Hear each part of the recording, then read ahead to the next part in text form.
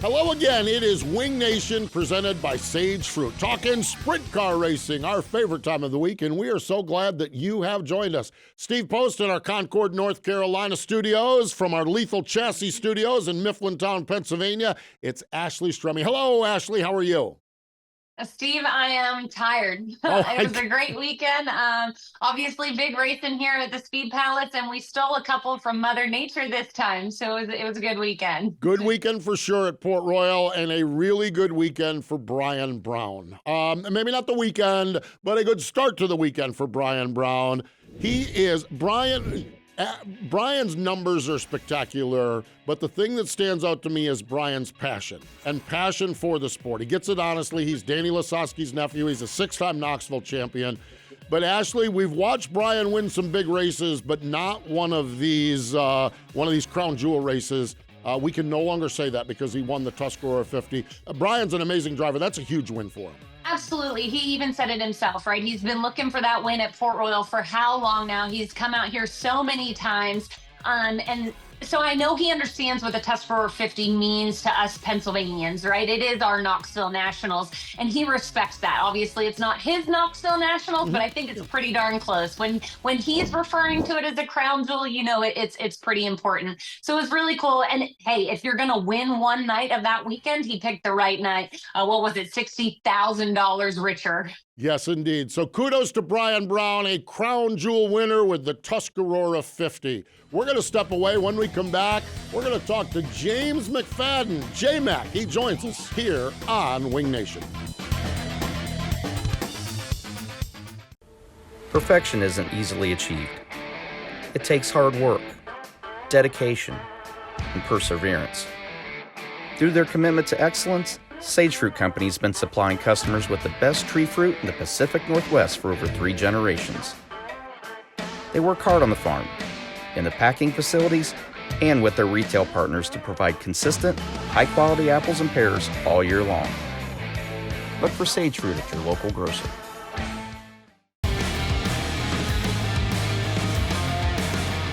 Welcome back. It is Wing Nation presented by Sage Fruit. Let's go to the Sage Fruit hotline. As we talked about in our opening segment, J-Mac, James McFadden joins us. Hello, James. How are you? Good, guys. It's good to be on your show. How are you guys doing? We are doing well. James, I saw a video of you. Someone recorded at the Knoxville Nationals, and you came into the season with the goal of 5 wins. That would have been your mark that you were looking at. Congratulations. 6 World of Outlaw wins, a win in the Sage Fruit Front Row Challenge. How is the season going? Is it going as well as the numbers would say? I think on paper, the numbers have been pretty good, win-wise, absolutely. There's coulda, woulda, shouldas. I let a couple slip through there that should have been, a couple more, but definitely a roller coaster ride at the moment. We're either highest of highs or lowest of lows. So we're struggling a little bit of consistency there, and that's part of sprint car racing, I guess, and racing in general. But outside of that, I've been happy with the results we've had. My team's been fun to work with, and that's the aim of the game at most of these times, is to win and have fun, and we've been doing that so far. James, we talk about the grind always, and you're talking about the highs and the lows. This past weekend, obviously, Port Royal Speedway, you experienced both of those on the podium one night to not even starting the A main the second night. Talk about that, especially when we're this far into the season mentally. How do you handle a weekend like that when you go from one end of the spectrum to the other? Especially when you nearly take your teammate out too. That makes it even worse, doesn't it? Yeah, I just completely messed up. It was a terrible judgment call. I thought he was going to slide up the racetrack, and I just drove straight in the back of him. So, I've been racing sprint cars a long time now, and you just got to put the past behind you and look moving forward. I think if you dwell on the past, you're just going to be miserable. Absolutely, especially with this game, because as you've said, we've won 7 races this year, but we've raced 80 times or 70 times. So the win to not win ratio isn't quite equal. So you just got to move on. I know that I haven't forgot how to drive over one night, and I know my guys haven't forgot how to set up a race car or build a race car. So you just got to work as hard as you can and get to the next one like you're confident you're going to win the race. So that's the plan. One of the elements of your team this year, which is different than most other teams are dealing with, is you guys are using the Toyota engines. And James, you're an engine builder. That's what you did in Australia before you came to, as you were a driver and as you came to America, you were an engine builder. What's it been like to be on the ground floor working on some of the development of a new engine with the Toyota group? Yeah, obviously great company to be a part of. Everything they do, they're successful at in the motorsport industry and car industry as well. You know, they build an awesome road car, let alone an engine. So great to be a part of that. Obviously teething issues, which everyone's going to have when you're developing a brand new engine, and they were tough, honestly, at the start of the year. It was I'm not going to sit here and say it's been all roses and been great. It's definitely been a tough process, and just learning the different parts of the engine and how it drives compared to a Chev, because that's, you know, as a sprint car driver, that's all you've ever driven your whole life. So, you know, even little things like the noise that it makes, or the vibration, the harmonics of the engine, the way it feels, you know, in your butt through the seat is completely different, and finding things that it likes and doesn't like, and you know, you can go to engine dynos and do all the testing in the world, and it could be the best engine on the dyno and get it to the racetrack, and it's going to be a completely different thing. So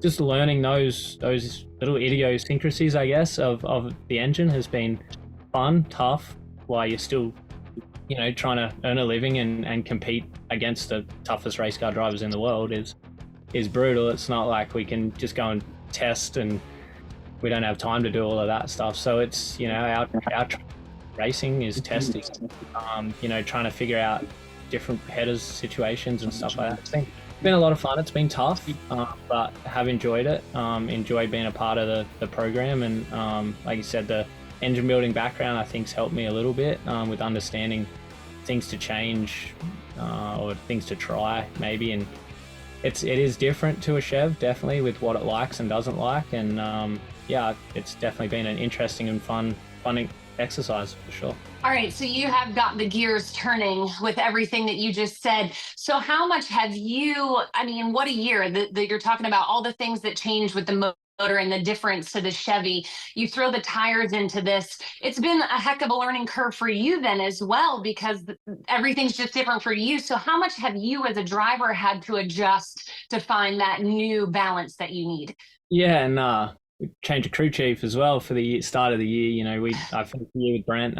We did 4 or 5 races, so getting to know each other as well has been tough. But yeah, just I think the tire threw a big curveball at us. You know, we sort of had a program that was going pretty good. We won at Volusia, and I felt like we were decent. And then we threw the tire in there, and I didn't know if it was the engine wheel spinning, the tire was wheel spinning, or the car was wheel spinning, and it's been a lot. It's been a lot to process, a lot to get a solid balance. You know, you can quite easily turn around and blame an engine, or you can quite easily turn around and blame the tire for the wheel spin, or you know, not feeling comfortable on the entry because my tires are spinning over here. But you just got to give it what it wants at the end of the day. That's a race car. If it wants to, if you think you're wheel spinning, you just got to stop it doing it. So it's been tough. Definitely tougher, I think, than having maybe say just a Chev in there, because you know the basics of how they work and how to slow them down or change the way they drive or do anything. Where the Toyota for us has been for me especially, has been a whole new program. So, you know, Brent worked with them for a long time with Kerry, and, you know, had some good feedback of things that worked and didn't work. And by then you've got me that's maybe a completely different driver. The way I use my throttle, that's going to change it too. So yeah, it's been tough to learn everything. But I think the Toyota has proven that it's been a pretty solid motor, especially come qualifying. I don't know if it's been Brent or the Toyota that's really picked that side of things up for me, but I was a guy that was kind of clapping myself and thinking I did a good job when I timed 10th, but now, you know, we're timing in the top, you know, 4 or 5 cars. So yeah, definitely think that the Toyota's been good, and obviously Brent's been doing a good job too. So Yeah, tough on me to know. You know, it's hard. You and you kind of get to a point you're like, man, I know what I need, but I just can't get it. And then the tire change and the engine change, it's been a long process to figure out which one was which. So, And yet we sit here with those 7 wins. So pretty good coming along as well. James, hang in there with us. Everyone else stick around. We have more with James McFadden in just a moment. Perfection isn't easily achieved. It takes hard work, dedication, and perseverance. Through their commitment to excellence, Sage Fruit Company has been supplying customers with the best tree fruit in the Pacific Northwest for over 3 generations. They work hard on the farm, in the packing facilities, and with their retail partners to provide consistent, high-quality apples and pears all year long. Look for Sage Fruit at your local grocer.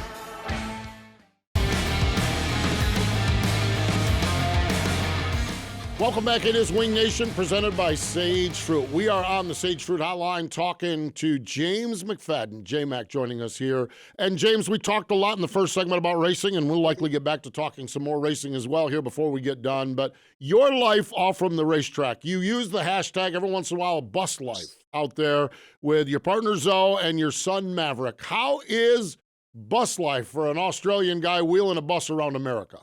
It's overrated, to be honest, mate. How so? No, I think every Sunday I look at my GPS and go, another 5 hours, another 6 hours. That just seems to be all we do on a Sunday is drive. But no, I love it, mate. You know, obviously the motorhome life is tough with a 2.5-year-old. You're stuck on top of each other a lot of the time. But you know, I've got to spend 2.5 years with my boy, watching him grow every day in a motorhome, and not a lot of dads can do that, or parents can say that, you know, they spend that much time with their kids. Sometimes I wish it was a lot less time. It'd be it'd be a lot nicer, but you know, it's tough. It's tough on us, but it's, you know, I think 30,000 miles this year in the bus or upwards of that, and working on it and servicing the generators and fixing the slide outs and stopping the leaks is a part of the story that we're going to have when we're older. And yeah, I've really enjoyed it. It's, for me, it was wild. You know, you never drove a truck or had a CDL license or anything, and next minute I'm driving a 45-foot motorhome with a Dodge Ram towing behind it in the middle of America. Like, let's go. Let's have a crack at this. The American dream. I love it. Yeah, we try to do it a little different than most people. We visit a lot of places and treat the weeks off as a bit of a vacation. You know, we'll get to as many cool spots as we can and camp out, and you know, leave the bus for a couple of days and get a hotel in a city, or try and see America while we're there. So yeah, we kind of get the best of both worlds. So before we jumped on to our viewers here, we actually got to chat with Maverick really quickly. What's it been like for him? Is he starting to grasp what Dad does? I know he's only 2 years old, but I'm sure he loves scraping mud, playing in the dirt and all the things. But does he understand what Dad actually does? Yeah, I think so. In the last couple weeks to a month, I think he's really figured it out. You know, the other day I said, "Hey, buddy, we're driving," and he come down the bus. So as I was driving, he goes, "We going to Knoxville, Dad?" I'm like, "Oh no, this is not this time of the year." But he sort of knows. You know, he's picking it up. He races his car around. He'll line them up. He'll get the grader out and grade the track, as he says, and get the water trucks and push trucks, and you know, and he gets to hang out with my guys a lot, and they're great with him. He gets a 9/16 wrench and they show him where it goes. So yeah, he definitely's got it figured out. He told me the other day he wants to race go-karts, and I was hoping he was going to pick up a golf club, but it doesn't look like it's going that way for sure. Oh my God, hang on, here you go. The fun has only began. That is for sure. You talk about going to cool places, even getting a hotel in cities. What is there something that stands out that the three of you have done, a different place that really stands out that kind of jumped off the map, was better than you thought? Is there something that stands out in your tour? I think you make the most of every situation or place you're in. You know, we really enjoy going up to the New York wine region there and hanging out at the Finger Lakes. There's some pretty cool RV spots up there. And to me, Skagit is the coolest time. Where's Sage Fruit's from? Obviously, big supporter of you guys. I love it up there. I love the food. I love the weather. I love the outlook of, where that spot is up there, and I enjoy the coffee. For one, is like home. So I miss that part of it. But yeah, I like it up there. But yeah, I wouldn't say there's been a favorite of mine. I just, we try and make the most of every spot. This year we didn't get to do it, but over the last couple of years on the way back from California, we stop at Needles up in, I'm not even sure where that is, Needles, a couple of hours out of California, and we get an RV spot there and swim in the Colorado River, and sort of, it's the last summer thing until we get back to Australia. So we try and make the most of everywhere we go, and yeah, like I said, there's not a favorite. Well, James, we've talked about you a lot this season because of your wins, but more so your signature victory lane situation, the shoey, where you put a beer in your race shoe and you drink it. And we've broke it down in every scenario there is possible. But what I want to know is, after a shoey, do you launder your shoes? Do you get a new pair of shoes? Do they get worn again and you do another shoey out of them? I just need to know what happens after a shoey. The more disgusting one of all of that situation is the one we do. So my problem is I actually gave one away. So this is probably even more disgusting. But when we won at Huset's, lady, I think she'd had a couple frothies there up in the hill. She come down and said, "I want to do a shoey out of your boot." And I was like, "Oh, that's disgusting." But here's your boot. So the trick is you tip it in there and you don't let it soak. Otherwise, you probably get a bit of. Anyway, she ended up doing a shoey out of the boot that I won the race with, and she kind of let the beer soak in there a little longer than what I would have done it, and she drank it and smashed about half the beer in my shoes. So I thought, well, you can have the shoe. That's something that you can keep, and so I gave her the shoe. But now I've only got one pair of race boots. So yeah, we've kind of maybe that's why I'm not winning as many races. I don't really want to taste 30 nights on my shoe. Oh God. I get you doing your shoey, but yeah, someone else's. No, I'm not. Someone else's shoey, that's a little bit much. James, we are right up against the break, but we're wrapping up the 2023 season here in North America. Real quick, do you plan on going back to Australia during the summertime over there? Do you plan on racing a little bit down under? Yeah, we plan on going back just after World Finals, after we get the bus sort of cleaned up and winterized and all that fun stuff, and then fly back. And for me, it's more of a vacation at home. I get to race 6 to 10, 12 races maybe. Sort of my decision on where we race and what we do. It's actually a really fun group of people that we race with at home in Hodges Motorsport, and I have some involvement in the owning part of it and the team, and sort of get to do my own thing, which is fun. So we're doing that. Last year was the first time I hadn't raced Boxing Day, which I don't know if you guys know, Boxing Day is the day after Christmas. So it's the first time I hadn't raced that in 15 years. So it was weird to be sitting on a beach drinking a beer while people were in 110 degrees racing in Murray Bridge. It was nice, actually, to be honest with you. So it's going to be fun. Home's always great. Miss home. We don't get to hang out with our grandparents and my parents and Zoe's parents and cousins, and Mav's got 3 or 4 baby cousins about the same age as him, so it's fun to get home and vacation. Like I said, we don't see them at all through the year, and our friends and family. So yeah, it's nice to get home, and racing's sort of on the back burner. Obviously, when you put your helmet on, you try and go fast as you can, but everything till that point is sort of just, yeah, it's just family and having a good time while we're there. So I'm excited for it. It's at this time of the year I look forward to going home for sure. Sounds like a wonderful, wonderful time. James, congratulations on a solid season with you guys with those wins. I wish you the best throughout the balance of the year on into the holiday season, if you will. Thanks for joining us here on Wing Nation. No worries, guys. Thanks for having me. There he is. James McFadden drives that Roth Motorsports number 83. Stay with us. More Wing Nation in just a moment. Perfection isn't easily achieved. It takes hard work, dedication, and perseverance. Through their commitment to excellence, Sage Fruit Company's been supplying customers with the best tree fruit in the Pacific Northwest for over 3 generations.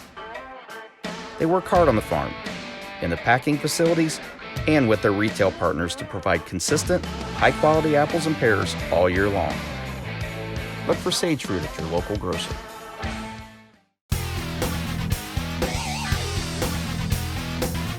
Welcome back. It is Wing Nation, presented by Sage Fruit. Ashley Stremme and Steve Post here hanging out, and always fun to talk to James McFadden.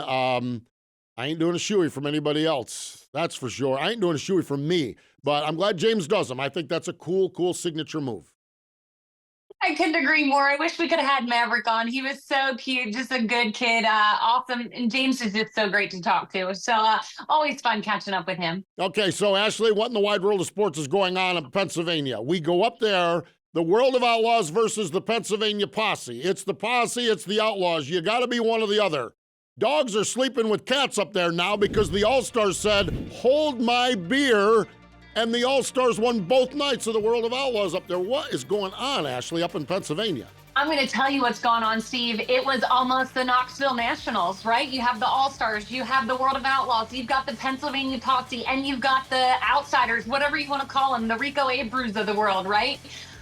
It was a big weekend with a studded car field. It was incredible. Tyler Courtney bringing the sunshine the first night. His second career World of Outlaws win. But Steve, Saturday night, it took it to a whole nother level with a guy like Zeb. Zeb Wise, we had him on the show a few weeks ago, and he just is a breath of fresh air in this sport. Young, talented driver, got his career first World of Outlaw when he backs up that All-Star Championship. And I agree with you. Zeb Wise just personifies everything that's good in sprint car racing. And for him to get that World of Outlaw win at Port Royal had to be a big moment up there for Zeb and that team. No doubt about it. They were kind of busting on him. He had never had a top 5 with the World of Outlaws, right. And then to pick it up, a win, none other than the Speed Palace. It was really cool to see him and how much it really meant to him, not only to win a World of Outlaw race, but to do it at Port Royal Speedway. Just a huge deal for them, and just an incredible environment to sunshine. It's just a huge moment in his career, I'm sure. Big weekend, that is for sure. Big weekend continues in Pennsylvania. Of course, Port Royal's running on Friday night. You got the Mud Turtles, the big block modifieds in there this weekend. But on Saturday night, the fabulous Lincoln Speedway takes center stage. The $20,000 to win the 20th annual Weldon Sterner Memorial. Ashley, I've gotten the habit now of who are these people we're memorializing. Weldon Sterner, pretty big part of Lincoln Speedway for a few years. Yes, he was. From 89 to 93, he was actually a co-owner of Lincoln Speedway. And then in 1988, he was inducted into the York County Racing Club Hall of Fame. So a very familiar name at the Lincoln Speedway. That is awesome. Really, truly cool. World of Outlaws, NOS Energy Drink Sprint Cars at 81 Speedway in Kansas and Lakeside Speedway, where James McFadden started this run. He got that win last year, and that kind of triggered all the success he's having this year. Lernerville has the Steel City Stampede, and Ashley, Ohio Valley Sprint Car Association, they're in Washington, West Virginia. It's their season finale, and Danny Smith is the point leader going into the season finale. Does life get any better than this? Unreal. Not for Danny. That famous paint scheme. You gotta love it for Danny. No doubt about it. Love it for Danny. Love it for everybody. We appreciate James McFadden joining us here on the program. More important than all of that, though, thank you for joining us here this time.